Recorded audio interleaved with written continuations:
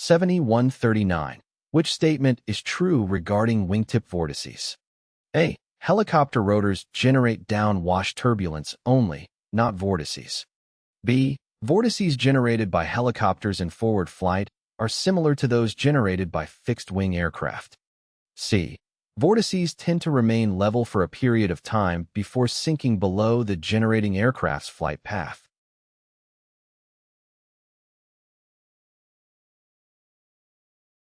The correct answer is B.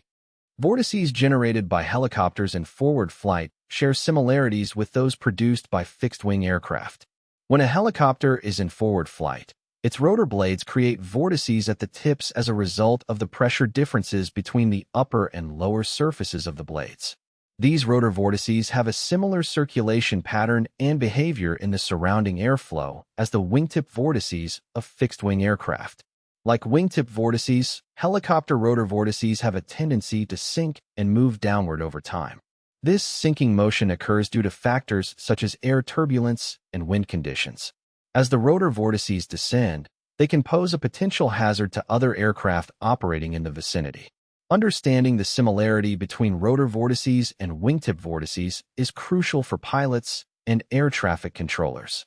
It helps them maintain appropriate spacing and take necessary precautions to ensure safety during helicopter operations and when encountering helicopters or fixed-wing aircraft generating wingtip vortices. Pilots need to be aware of the potential effects of these vortices, such as induced roll and turbulence, and adjust their flight paths and approaches accordingly. Air traffic controllers use this knowledge to provide appropriate separation between aircraft to minimize the risk of encountering turbulent wake disturbances. In summary, the true statement regarding wingtip vortices is that vortices generated by helicopters in forward flight are similar to those produced by fixed-wing aircraft. This understanding assists pilots, air traffic controllers, and aviation professionals in implementing necessary measures to ensure safe operations and minimize the potential hazards associated with these vortices. 7140. Due to the effects of wake turbulence, what minimum separation does ATC provide for a small aircraft landing a heavy jet? A. 4 miles. B. 5 miles. C. 6 miles.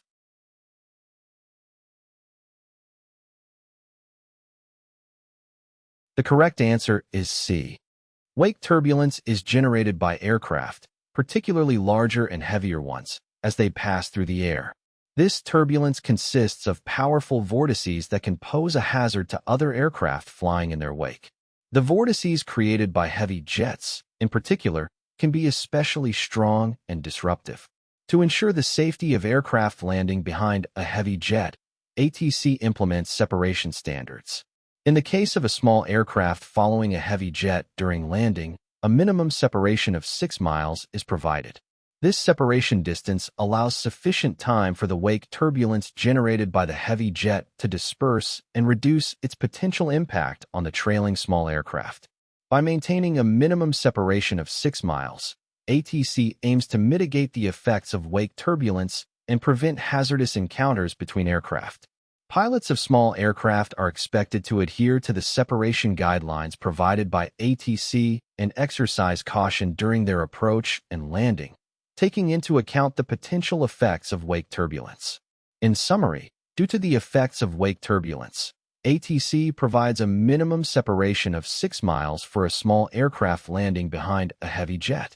This separation distance is implemented to ensure the safety of aircraft and to minimize the potential hazards associated with wake turbulence during the landing phase.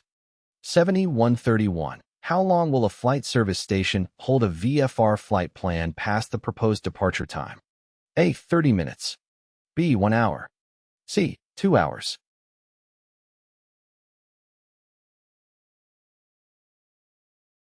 The correct answer is B.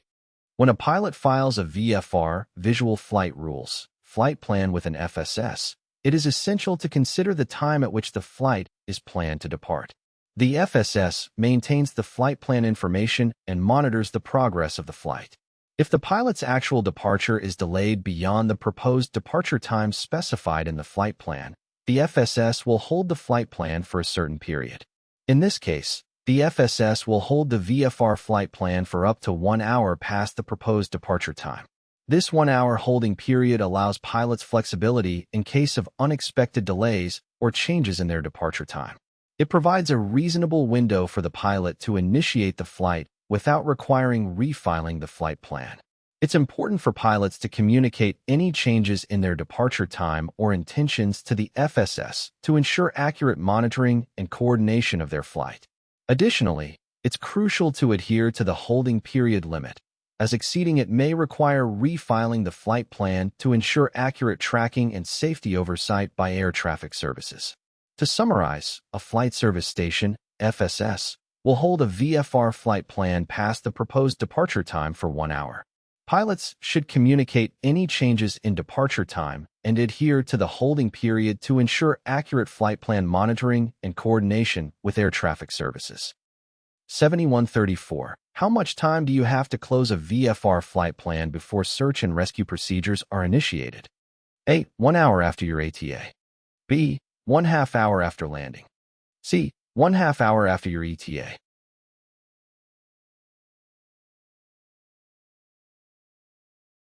The correct answer is C. When filing a VFR, Visual Flight Rules, flight plan, it is important to communicate your intended route and estimated time of arrival to the appropriate authorities. Closing the flight plan indicates that you have safely completed your flight, and it allows search and rescue procedures to be initiated if necessary. According to the provided option, you have a window of 1/2 hour, 30 minutes, after your ETA to close the VFR flight plan.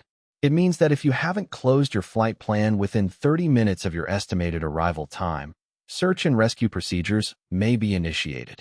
It is essential to remember that timely closure of your VFR flight plan is crucial for ensuring accurate monitoring and preventing unnecessary search and rescue operations. Pilots should make every effort to close their flight plan promptly after landing or arriving at their destination to inform the authorities that they have safely completed their flight. To summarize, you have 1/2 hour after your ETA to close a VFR flight plan before search and rescue procedures are initiated.